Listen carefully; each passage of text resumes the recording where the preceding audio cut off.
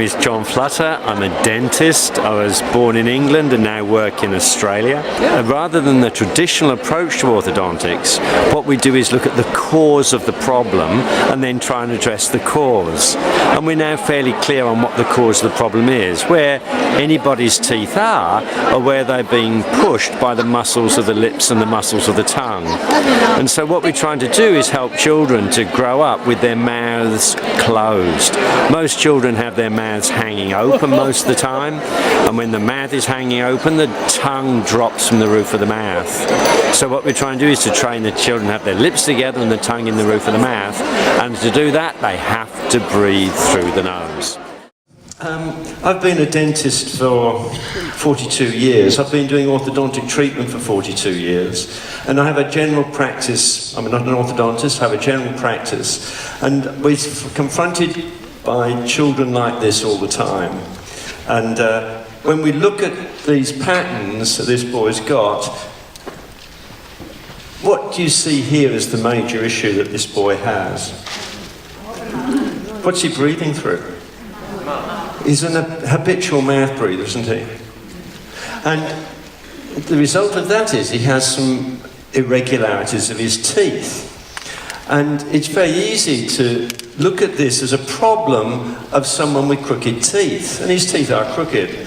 And one of the problems that we have in therapy today, throughout the world, that orthodontists tend to look at this as a problem of crooked teeth. And so what they do is they think, what mechanics, what system can we put on here to move those teeth into a better position? What I'm trying to say is that that boy is a sick child. How do I know he's sick?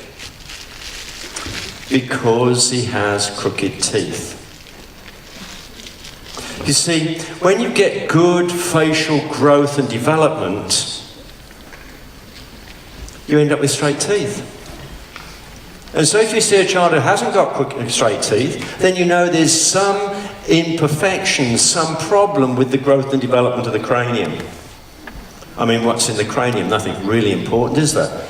I mean, your brain, pituitary gland, your eyes, your ears, your nose, your mouth. Nothing really important in there. And so is it important if that part of the body has grown well?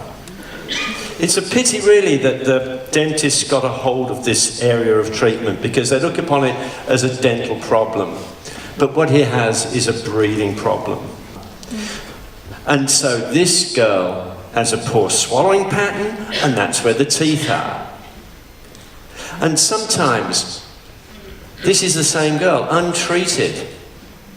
She's now a teenager. And the patterns she had when she was 6 or 7, she's still got now. And if you look at her teeth,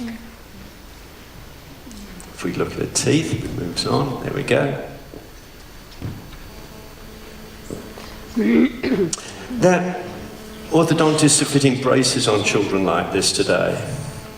And the problem is not that she's got crooked teeth, although she does have crooked teeth. The problem is that her mouth is open, she breathes through her mouth, she's got a low tongue posture. And by her age, the vast majority of her cranial growth is complete. So when do orthodontists like to start orthodontic treatment? At what age? About 11, 12, 13? We like to see children 3, 4, 5 years of age. That's when the problem is evident. So this is the girl. This is a really tough orthodontic problem now. To try and get her teeth straight, whereas at age 6 or 7, that would have been a relatively easy case to correct. When you see children that are habitual mouth breathers, then not only do they have crooked teeth, of course, but they're also sick children. What I say is to parents, the single most important thing you can do to improve a child's health is to establish nasal breathing. And so that's what we're trying to do. As part of my orthodontic dental treatment is to try and get healthier children for life. And you'll only get that if you establish nasal breathing. And if you fail to establish nasal breathing, then the child will have crooked teeth because they will have an interrupted or abnormal growth and development of the face. and the jaws. About 80% of children are growing up with crooked teeth today. 200 or 300 years ago, almost nobody had crooked teeth, and now almost everybody has crooked teeth. Posture, breathing, straight teeth. They all go hand in hand, and it's a symphony, it's a combination of many things that's going to give us good growth and development.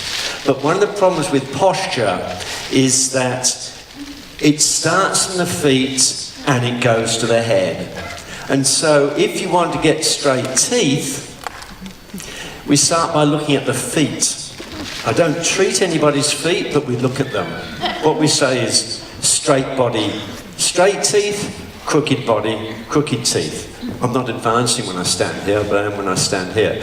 Because if the feet aren't well balanced, then the pelvis will be rotated. If the pelvis is rotated, then the cranium will be out of balance. And if you've got a cranium this shape, trying to get the teeth straight and ignoring the structures of the bones of the cranium is, in my view, a mistake.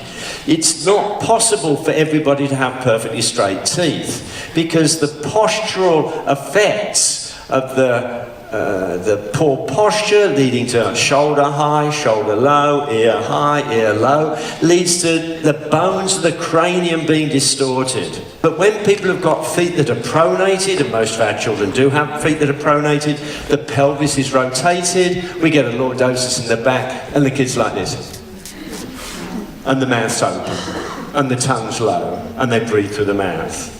And if one bone in the cranium is distorted, they'll all be distorted. It's like a jigsaw puzzle. And the bones of the cranium, including the jaw bones, get distorted, and then the teeth will appear crooked because the bones are distorted. And so if you want to have healthy children, they need these 4 patterns. They need to have their lips together at rest, tongue in the roof of the mouth, breathing through the nose, and have no muscle movement on the subconscious swallow. And if they grow up with those patterns, they will have straight teeth.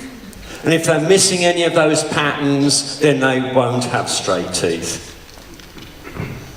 So this is a problem that's very much associated with our modern civilized world. I had the good fortune to be able to do some voluntary dentistry in a tiny island in the Pacific. It's not that far from Australia, but it's a long way from here.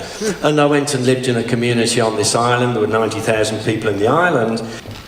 That was typical of the evidence of the teeth on people on China. They've not had any orthodontic treatment. They've not had any dental treatment at all. I was the first dentist on the island ever to go there.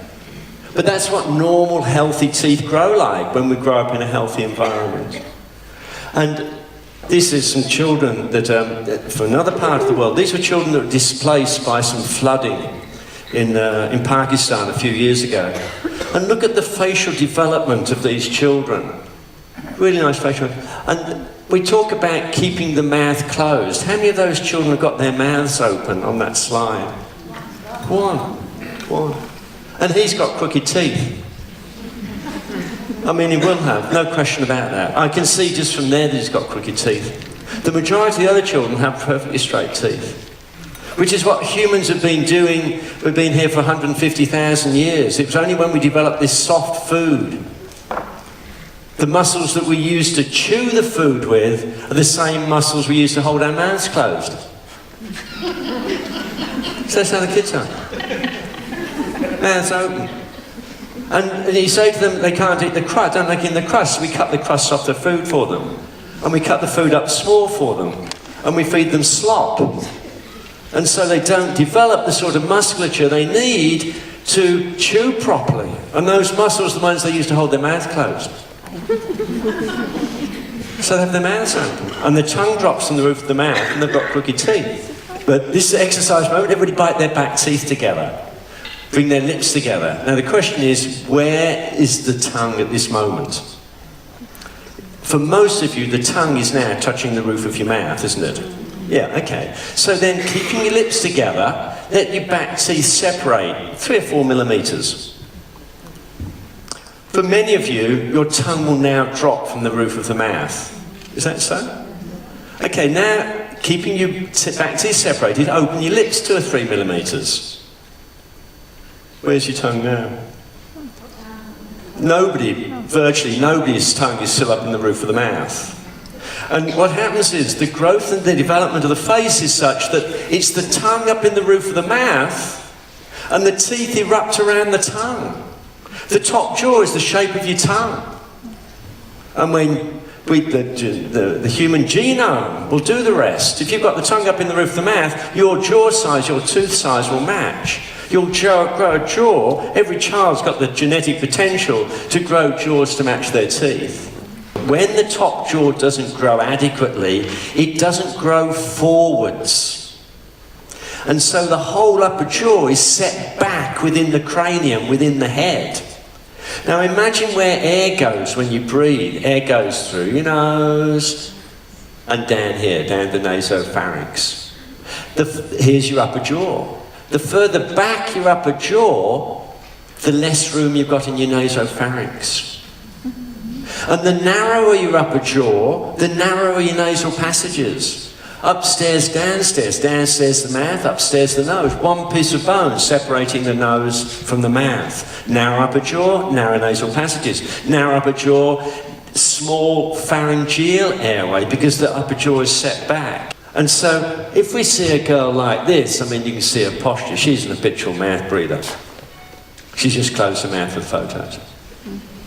And what are you treating? Are you treating this or are you treating the teeth? So she can't breathe through her nose. Her nose is small and her pharyngeal airway is small. So that's what we do as a dentist. We make the top jaw bigger and also bring it forwards. I don't want to go into the technicalities of that, but making a top jaw bigger and bringing it forwards, that was 12 weeks between those two images there.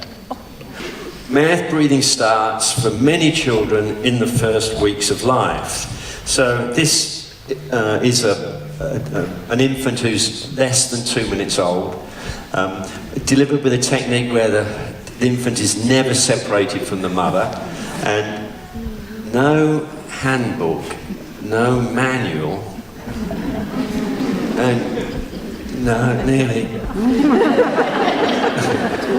Yes, yeah, finally manages to do it. And that is the first moment when they're starting to develop the upper jaw correctly. That's where facial growth and development starts. The tongue is up in the roof of the mouth, trapping the nipple between the tongue and the palate, and it's that upward, forward pressure of the tongue that's driving the development of the upper jaw, driving the development of the airway. And this is what I call the infantile swallow. They're using two groups of muscles, the orbicularis oris and the buccinator, in order to express milk from the breast and also to swallow it. And it's that upwards and forwards pressure of the tongue that's developing the upper jaw. Now then, the problem here with the bottle, many problems, but one of them is, as milk is expressed from the bottle, what you do is you're creating a vacuum in the bottle. And that vacuum is released by air going from the mouth into the bottle. Do you understand what I'm saying here? That is the start of mouth breathing. They have to release the seal against the nipple, and air goes in, and that's how they start mouth breathing, in the first weeks of life. The other problems, look at the posture of the children when they breastfeed and when they're fed from the bottle. I mean, this is just two things. Often it's cow's milk, which is for calves, not for infants. The other problem is that the posture's wrong. They're lying on their back and they're drowning. And the other problem is that they don't have a valve in the bottle to allow air to go in. But apart from that, it's perfect. This is true of all mammals. There's 5,400 species of mammals, and humans, one of them. All mammals, the upper jaw size is determined by the tongue. Tongue in the roof of the mouth, and the teeth erupt around the tongue. Then the lower jaw will grow to match the upper jaw, provided the teeth are in or near contact at rest. That is to say, your mouth's closed. If your mouth's closed, the lower jaw figures out where it has to be. But if you're like this, and you're, the lower jaw's got no feedback. There's no feedback for growth and development to tell it where to grow to. So it grows to where it's held.